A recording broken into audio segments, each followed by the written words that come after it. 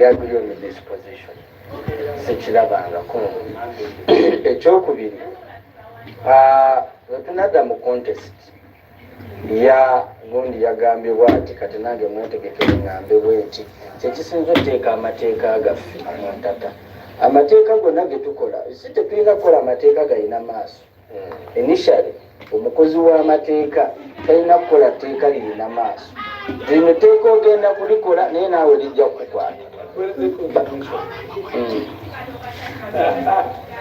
I think you have to put something about kasita biiru ejja mu parliament ne committing mu committee ne bakola consultations mu stakeholders bagikomyawo mu parliament emirundi bagigendako stage ziri esatu naye zonna zibeera debate bwe bamala okukirizibwa ne balyoka bayisa etteeka kati nezisiraba bano rules zibakkiriza n'amendment ze baleese okuzigamba yetutukiriziganyiza ng'omwami bula bwagambye nti bwebeera nga kyebaleese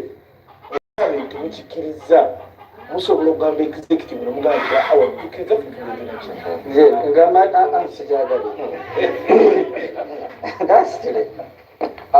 Honorable Mutamaguzi, UPDF Act nkadde nnyo kyemanyi naye empale yo esinga NUP obukulu okusinziira ku okusinziira ku bwendaba mpale yo esinga NUP obukulu kati toyinza kugamba nti UPDF Act etajetinga NUP naawe kenyininyini gyotanaba kukkiriza amendments nedda amendments zisanzeewo zinonongosereza actually okusinziira ku constitution every teeka mu myaka 10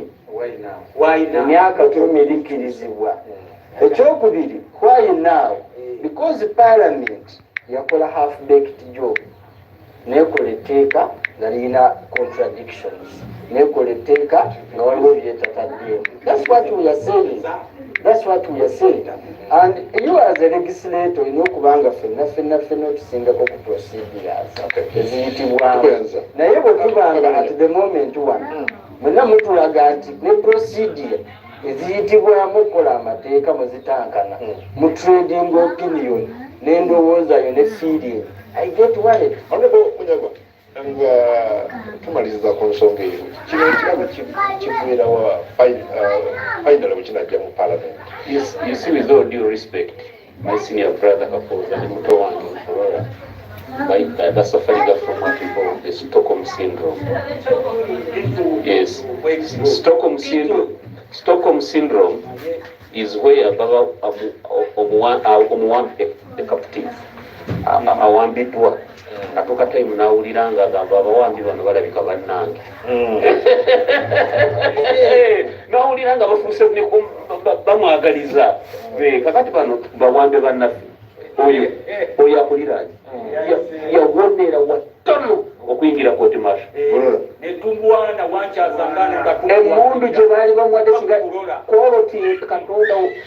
wa bulola yayitira ku muntu ayamulabula nti zayo emundu leero gye baali bamuwadde ewalali singa eyo emundu teyagizaayo ono akuli wano waliwo bamulwanyisa ne bayingira ne famire bwemba nimba agambe nimba kankomaawo bamulwanyisa ne bamutuukako n'awolomera mu kantini ya parliament awo nfudde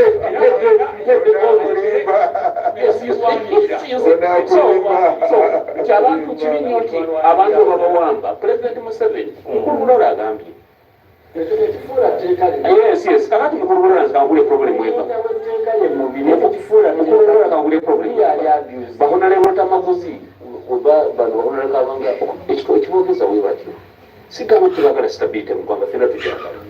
naye kyo priority setting yetumalamu amaanyi olwaleero oyina amakomera ekkomera eryo alina okuwamba inmates 8 limu abantu 8 amulumikizo oguli mu makomera buli bwebuti olwaleero waliwo gye baali balekiri bayita non-custodial sentences muzijjukira okusangusangu okugamba baana temubatwala buzira bakole community service mu NRM ko kasi ne balema okusinkana ku kintu ekikulu bwe kityo